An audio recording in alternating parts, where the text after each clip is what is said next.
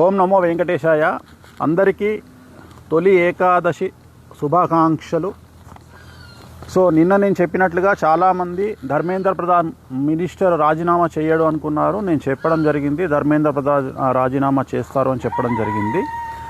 So అలాగే ఇంకొన్ని ముఖ్యమైనటువంటి అంశాల గురించి 2027 సెప్టెంబర్ గురించి మాట్లాడదాం అనుకుంటున్నా. ఇవాళ తొలి ఏకాదశి జూలై 25, 2026.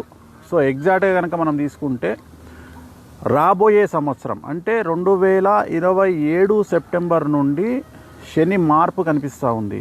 సో శని మార్పు వల్ల ఏ రాశులకు సమస్యలు రాబోతూ ఉన్నాయి అనేది ఇప్పుడే చెప్పినట్లయితే వాళ్ళు ఈ 14 నెలల పాటు జాగ్రత్తగా ఉంటారు అనే ఉద్దేశముతోటి, రాబోయే సమస్యలను అధిగమిస్తారు అనేటువంటి ఉద్దేశముతోటి 2027 సెప్టెంబర్ నుండి విపరీతమైనటువంటి సమస్యలను ఎదుర్కోబోతున్నటువంటి రాశులను గురించి వివరిస్తూ ఉన్నాను.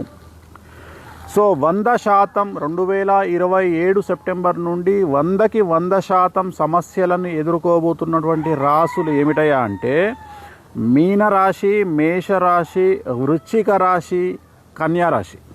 గుర్తుంచుకోండి. సో వీరికి 100కి 100% సమస్యలు ఉంటాయి. మీనరాశి, మేషరాశి, వృశ్చిక రాశి, కన్యారాశి.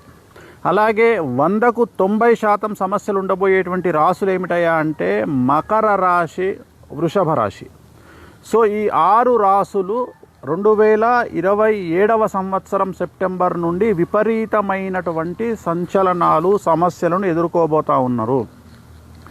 న్యాయపరమైన ఇబ్బందులు, ఆర్థికపరమైన ఇబ్బందులు, సామాజికంగా చెడ్డ పేరు రావడము, సమాజంలో సంఘంలో గౌరవం తగ్గడము, కుటుంబ సమస్యలు, ఇంట్లో తల్లిదండ్రులకు సంబంధించిన ఆరోగ్య సమస్యలు, మీడియా పరంగా ఇబ్బందులు, మీడియాకు ఎక్కడము, న్యాయపరమైన సమస్యలు, మన వాహన ప్రమాదాలు ఏర్పడము, అలాగే వ్యక్తిగతమైనటువంటి ఆరోగ్యంలో సమస్యలు ఏర్పడము, కుటుంబంలో ఎవరి వల్లనైనా ఇబ్బందులు తలెత్తే అవకాశము, అలాగే సంపన్న వర్గాలలో ఇన్కమ్ ట్యాక్స్ సమస్యలు, ఈడీ సమస్యలు, జిఎస్టీ సమస్యలు ఇలాంటివి ఎదుర్కొనేటువంటి అవకాశాలు కనిపిస్తూ ఉన్నాయి సంపన్న వర్గమైన కుటుంబాల్లో. అలాగే రాజకీయ నాయకులకు, సినిమా రంగం వారికి, వ్యాపార రంగంలో ఉండేవారికి, సెలబ్రిటీ స్టేటస్ మెయింటైన్ చేస్తున్న వారికి, సోషల్ మీడియా ఇన్ఫ్లుయెన్సర్స్కు, అలాగే మెయిన్ స్ట్రీమ్ మీడియా ఓనర్లు మరియు యజమానులు లేదా పనిచేసే వాళ్ళు సీఈఓలు అవ్వచ్చు, లేదా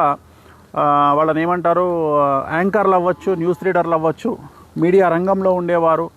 సో వీళ్ళందరూ కారెవ్వరు సమస్యలకు అనర్హమని ప్రతి ఒక్కళ్ళు కూడా 2027 సంవత్సరము సెప్టెంబరు నుండి పెను సంచలనాలను ఎదుర్కోబోతూ ఉన్నారు. మరి ఏం చేయాలయ్యా వీళ్ళు అంటే కారణములు అంటాం, లీడ్స్ అంటాం. అంటే ఒక సునామీ వచ్చే ముందు ఏం జరుగుతుందయ్యా అంటే సముద్ర మధ్యంలో భూగర్భంలో ఒక భూకంపం ఏర్పడుతుంది. దాని తర్వాత మనకు 1-2 days తర్వాత సునామీ ఏర్పడుతుంది.